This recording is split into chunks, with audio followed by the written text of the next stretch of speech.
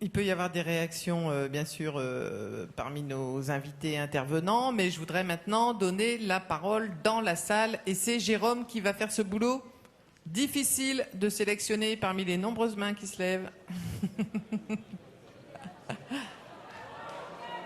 Oui. Donc, on va donner tout de suite la parole à Zined, que je vois debout depuis un petit moment et qui souhaite prendre la parole. Vas-y, Jérôme.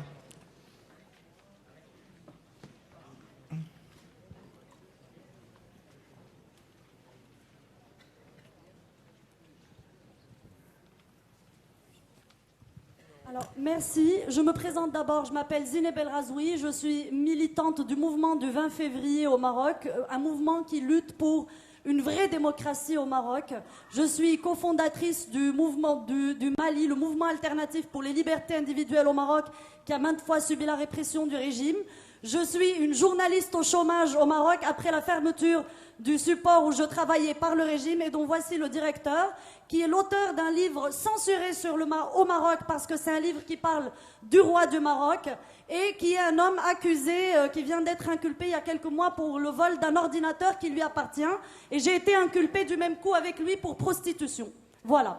Donc ça, c'est juste pour me présenter. Excusez-moi, je suis très en colère parce que sur ce panel, je vois des personnes de la société civile de différents pays, des gens qui viennent parler de révolution. Sauf pour le Maroc où on a affaire à un conseiller de Mohamed VI qui vient parler de la révolution du Maroc. On a monsieur Driss Yazami qui est le conseiller de Mohamed VI qui est là pour parler de la révolution au Maroc, qui a parlé de choses très littéraire et très généraliste et qui a escamoté réellement ce qui se passe au Maroc. J'aimerais vous répondre point par point. Je ne veux pas être très très longue. Vous avez parlé... Merci de ne pas être très très longue. Oui, je ferai de mon mieux. Vous avez parlé...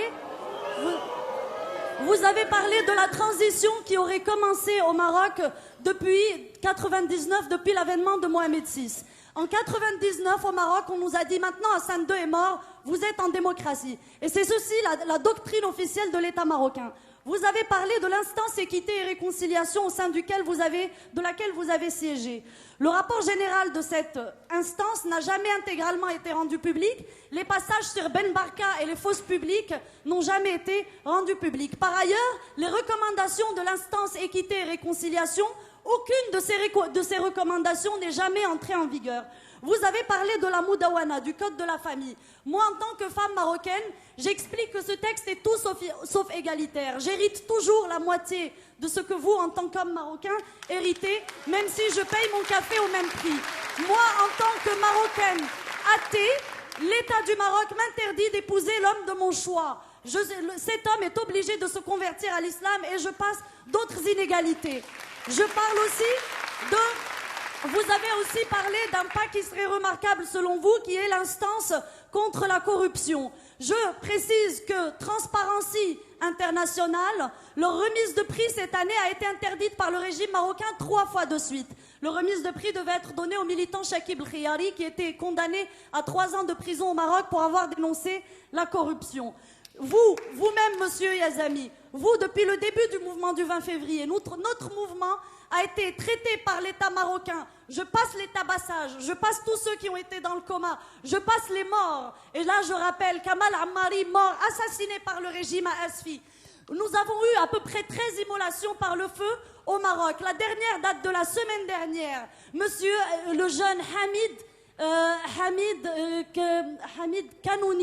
Hamid Kanouni, 30 ans, immolé par le feu le 7 août à Berkane, décédé le 9 août.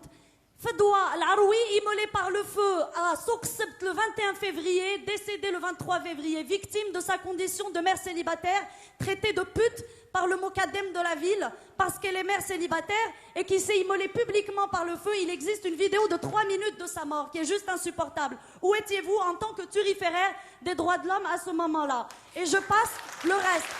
Le 15 mai, le dimanche 15 mai, nous avons été tabassés aux portes de Rabat. Nous avons été manifestés contre le bagne secret de Temara, qui figure dans les rapports de Human Rights Watch. d'Amnesty International, la prison verte de Témara qui est un secret de polichinelle où des centaines ou peut-être des milliers de personnes sont passées avec des témoignages de personnes qui ont été violées par des tessons de bouteilles, des enfants en bas âge. Et là, il y a le fils, comment il s'appelle l'islamiste là? Le fils, enfin vous connaissez son cas, sa mère n'arrête pas de le dénoncer.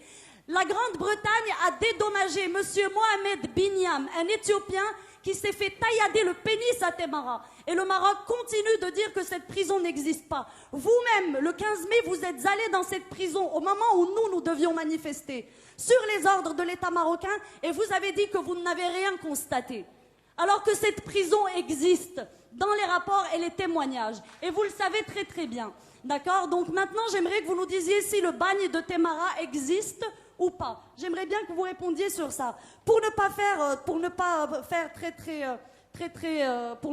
long, vous êtes le conseiller de Mohamed VI, 7e monarque, 7e tête couronnée la plus riche du monde après les monarchies pétrolières d'Arabie Saoudite. Mais quand vous ramenez le PIB de ces pays au PIB marocain, vous le retrouvez vite en tête.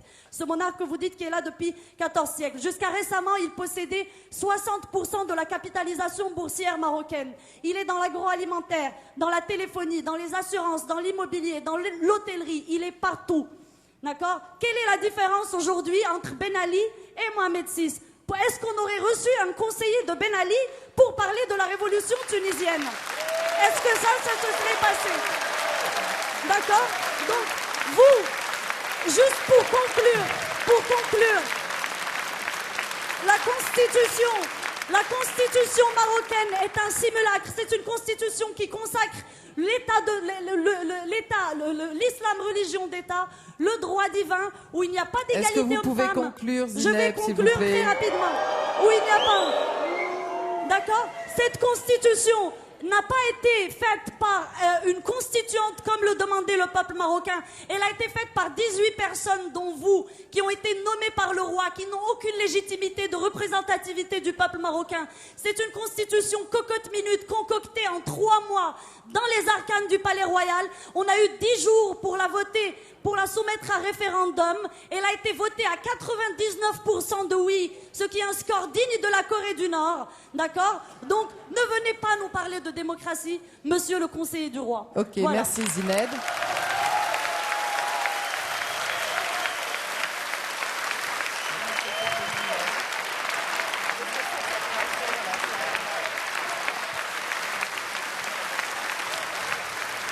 Bon,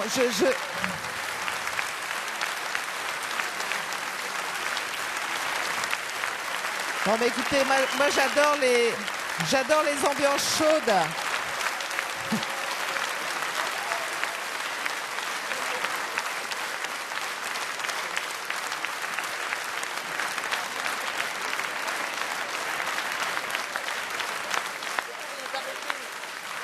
Bon, s'il vous plaît. Ouh.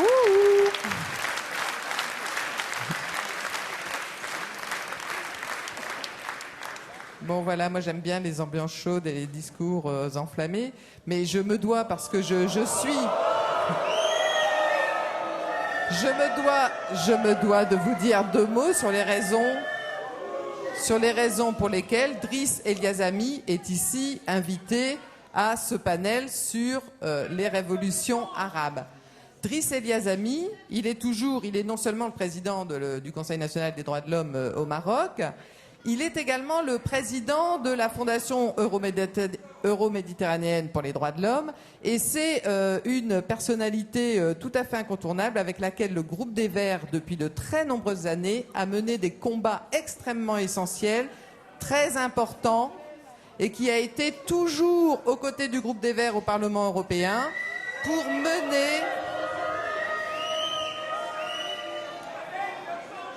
mener notre travail de défendre les droits de l'homme et la démocratie au Maroc. Il est également... Mais enfin, moi je ne crois pas, je ne pense pas que l'opération de lynchage public d'une personne qui est estimable relève d'un débat démocratique et soit une preuve de maturité politique. Alors maintenant,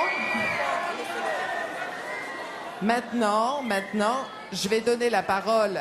Je vais donner la parole à Driss Eliazami, qui va répondre ce qu'il veut d'ailleurs.